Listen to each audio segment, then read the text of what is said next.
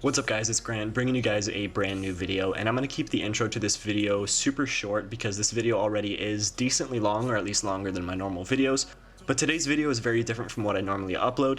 This year I'm trying to kind of branch out in a bunch of different things, so I asked you guys on Instagram if you guys would be interested if I kind of branched out on my channel into also uploading MMA content or mixed martial arts content, and I think almost everyone, if not then everyone, voted to see MMA content on my channel, so that's what I'm bringing for you guys today. I have my good friend Kyle here with me who's also in the video. He has his own channel called Talking Fights with Kyle where he uploads all kinds of MMA videos that are really awesome, so I highly recommend that you go check out his channel. The link for that is going to be in the description down below, and he also has a gaming channel as well, which I'll link down there if you guys are interested in that. But anyways, today's video is us giving our predictions for UFC 257, the Conor McGregor versus Dustin Poirier fight, so hopefully you guys enjoy it. If you guys are interested in MMA, or if you even just know about the fights and stuff and want to have a conversation about one of the fights or, you know, future fights that are happening, then please feel free to leave that in the comment section down below. I'd love to have a chat with you guys about that. But hopefully you guys enjoyed the video, and I'll see you later. So, starting with the first fight, Marina Rodriguez versus Amanda Ribas. Who do you have? I have Ribas because I don't think Rodriguez has shown any promise yet, and Ribas has a nice win over Mackenzie Dern. And Paige Van Zandt isn't exactly the best win either, but she looked great in that fight. I think it's pretty easy. I'm picking Ribas. Okay, yeah, I also have her. I was looking at it. They both have good records. Obviously, like Marina has 12-1, but Amanda has 10-1. But like you said, it's over, I guess, like better people. Because like Marina has a draw with Randa Marcos and Cynthia Calvillo, but she does have a win over Tisha Torres. But then again, like you said, Amanda has the win over Mackenzie Dern. She also has a win over Randa Marcos, and she has a win over Paige Van Zandt. So even though she doesn't have has many wins, I think she's still going to win that. So I guess we both pick her on that one. We'll have to find one where we don't pick the same one. We'll have to make a bet on that.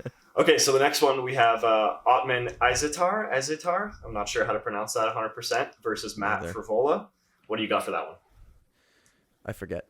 You forget what you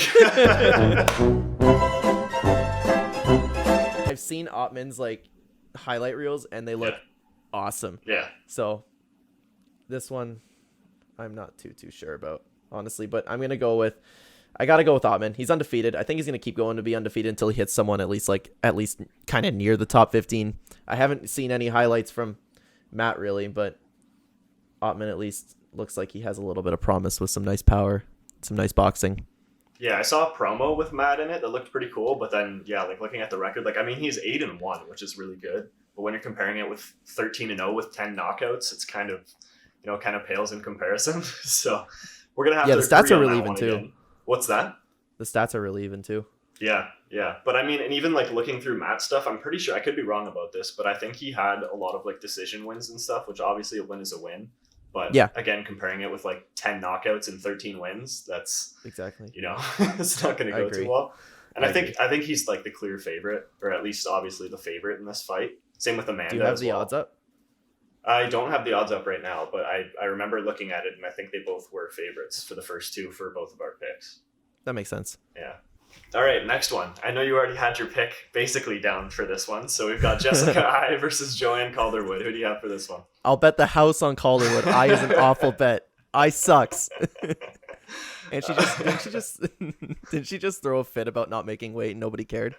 I don't know. I don't remember hearing about that. I think I saw something about that. That just made me pick Calderwood even more. Who did she lose to with the big head kick knockout? Was that Shevchenko? Oh, it was Shevchenko, yeah. Yeah, okay. So every time I think of Jessica I, unfortunately, I think of that. But like, she's a good fighter and stuff. But with an awful record. But I have here in my notes, like, both of them lost 2 of their last 3, and they both lost their last fight. So like, I'm not saying Calderwood's the best fighter ever. Yeah, no, you're just going betting the house on Joanne. Huh? Yeah, I'm just picking against I. Watch her just like come out like a completely different fighter and just completely prove me wrong. Just gets one of those, like, say for example, she does the head kick knockout that she had to go through. Yeah, literally the same type of thing, and like dances around like a spinning hook kick to the head. Or a Showtime kick. Can you imagine? But for Joanne, I have her 5 losses are 3 by submission, 2 by decision. But the submission losses were to Jennifer Maia, who just fought for the title, and also Jessica Andrade. And then she also lost to Marina Moros, if I pronounced that correctly, back in 2015. So her record, I think, looks better in general. And again, I think she's fought good guys. She has, she has. I mean, like I said, she lost to Jennifer Maia, but she literally just fought for the title against Shevchenko. So like, And she did probably the best out of anybody who's ever fought besides Nunes. probably. And even if you look at it, how Jennifer Maia did against Shevchenko, like obviously she lost pretty significantly, but didn't she do good in like at least one round? She was doing good against She controlled her Shevchenko. for one round, if I'm not mistaken. It was like the second round or something. But everyone was watching the fight and being like, "Oh my god, I can't believe Valentina Shevchenko isn't dominating this fight right now." Yeah, like it was such a big thing because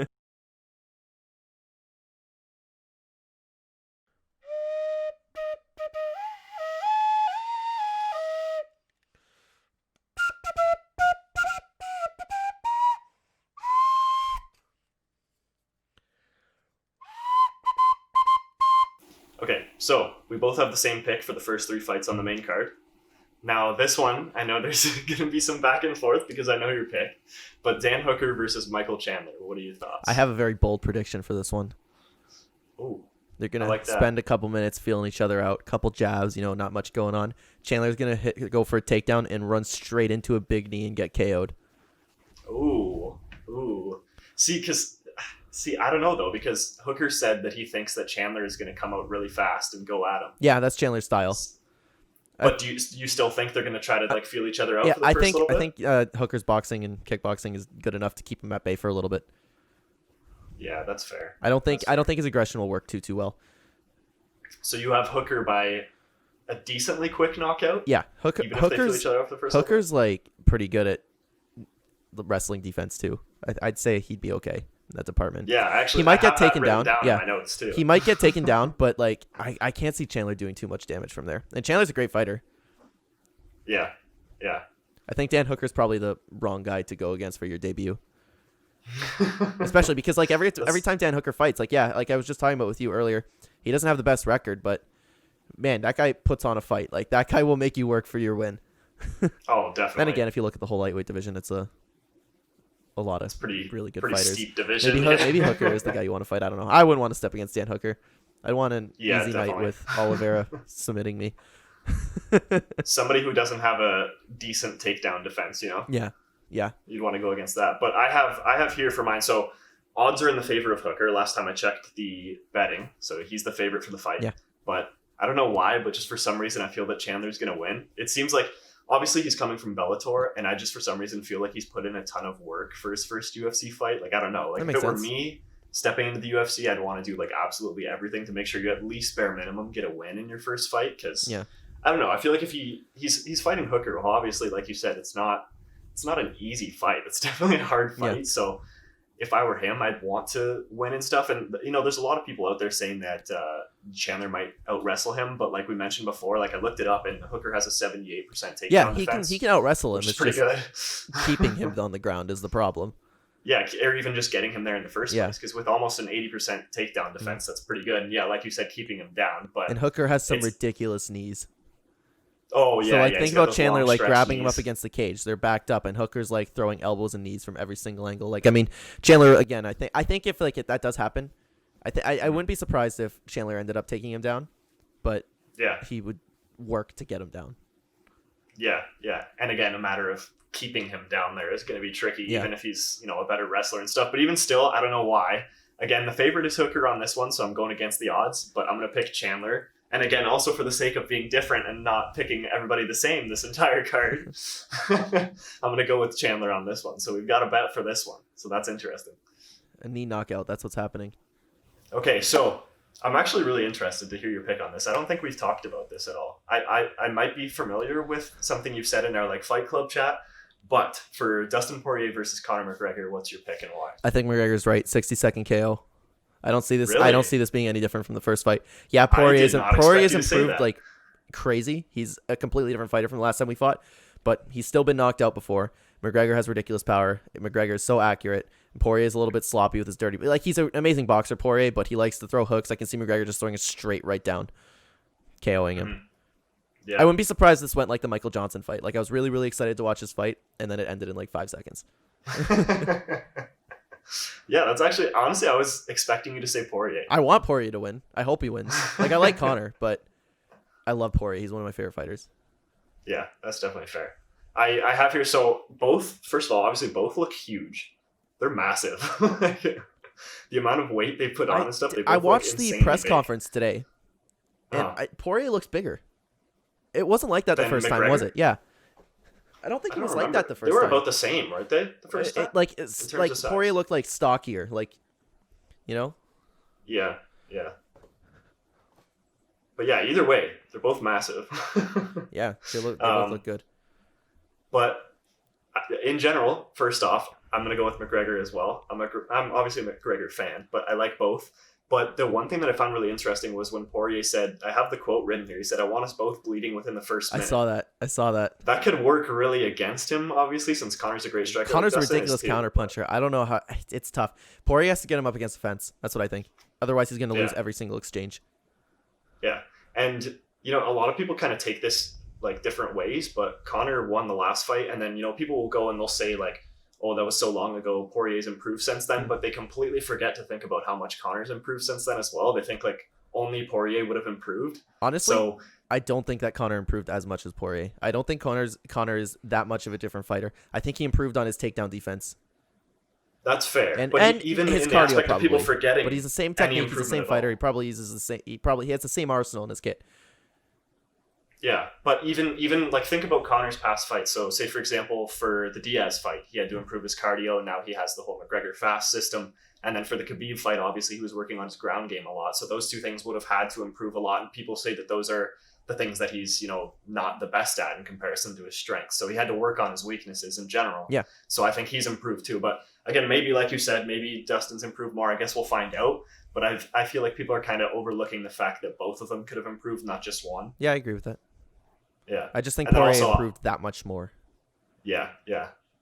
Well, I guess we'll find out. But and then obviously Conor has a high rate of correctly predicting his fights. Yeah. And like you said, he predicted to win within 60 seconds. Yeah. So I wouldn't be surprised if that happens. But then again, he also went on to say that, you know, he'd be happy if it went, you know, a little bit later than that so that he could get experience in the ring. So I wouldn't be surprised if it happened within the first 60 seconds, but I don't want to make a prediction for time. So I'm just going to stick with Conor McGregor as the winner. I can't see Conor winning this if it goes past the second round. You don't see him winning if it goes past Poirier will take him into the deep waters he's never been before. Even against Nate. Like, Nate, we kind of expected him to push that cardio on him, and Nate definitely pushed the pace on him, but Poirier with his last fights against, like, Gaethje, against Alvarez, where he just throws to kill you every single time. Like, the difference between Diaz and why Conor ran out of cardio is because Diaz was, like, putting the pace on him. But Poirier is a different kind of pace. I'm going to pin you up against the fence, and I'm going to swing for my life, and he can do that for 5 rounds, and he'll try to knock him out. I don't think Conor will be able to survive in those waters if it were to get there. But at the beginning of the fight, that's when Conor will knock him out. That's what I think. And it's interesting that too, because I remember in the second McGregor Diaz fight, there was one point in time where McGregor looked like he was kind of gassing out, but then he also had his second win.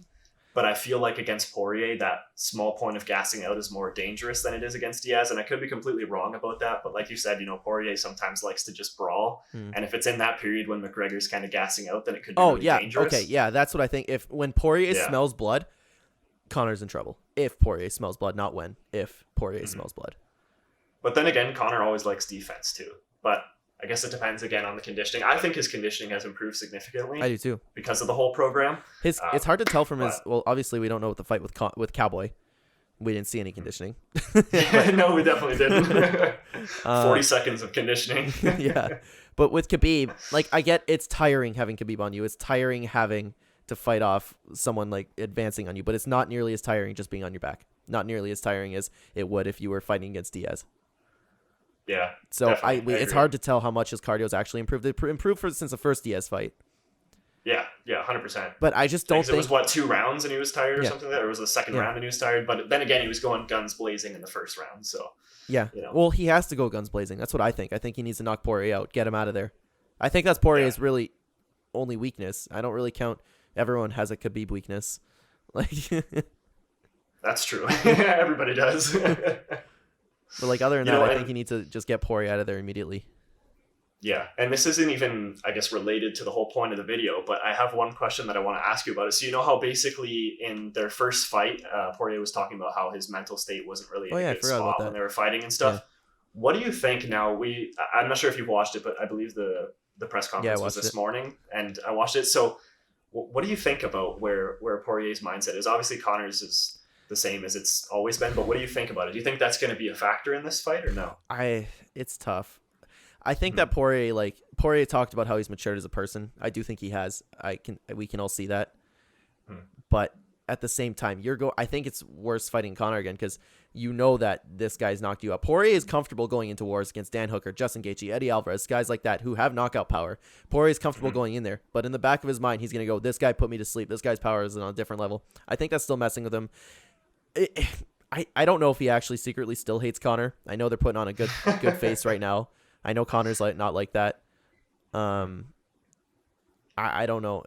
It's tough to tell what Poirier is really thinking. Yeah, that's something I was just interested in because I don't know, like it's hard to tell, especially because like you said, they're both putting up the nice front. It's hard to tell, if there's any effect. I don't know if it's real. That's my problem. I don't know if it's real. Yeah. I mean, obviously, like the charity stuff is. Yeah, but Conor has an endless amount of money. He can donate to any charity. Like it's like true. Throwing a penny at him. Like. And then the other thing now that I'm thinking about it too is I think I saw something from Mike Brown, which is Poirier's coach, obviously, saying that their game plan is to not get hit. What do you think about that? I think that plan will go right out the window once Poirier gets into the ring. That's what I was going to say. You're going to need a plan B. I can't believe you're planning that, Dustin. Yeah, that's why the two quotes were so interesting. Like I said, the first one about wanting them both to be bleeding within the first minute, and then now saying I forgot about is that to not get hit. It's like, I don't know how well that's going to go against Conor, but you never know. I mean, it could work, like you said, if he's improved more than Conor, but like I said, I'm a fan of both fighters, so I'm excited to see this one. Usually when I watch Conor fights, I'm obviously like mostly a fan of Conor, but this one's going to be interesting. I love watching Conor fights too. I'm a Conor fan too, but I just love Poirier that much more. Poirier is one of my favorite fighters. Conor is like not even near my favorite fighters. I just like, oh, cool, Conor McGregor's fighting, Like the whole world gets excited. Like I go to work and people are talking about Conor McGregor. People are talking about UFC, and everybody's an expert. Conor's unstoppable. So you're a Conor fan and not a John Jones fan. No, got it. Yeah. No. Nobody should be a John Jones fan. You're so nice to him. Same thing as Jessica I. You're so nice to both of them. I didn't make weight and nobody cared about me. I'm cutting too much weight. You should play her a flute song to show her your appreciation for how sad you are for her. Oh no. Oh, God.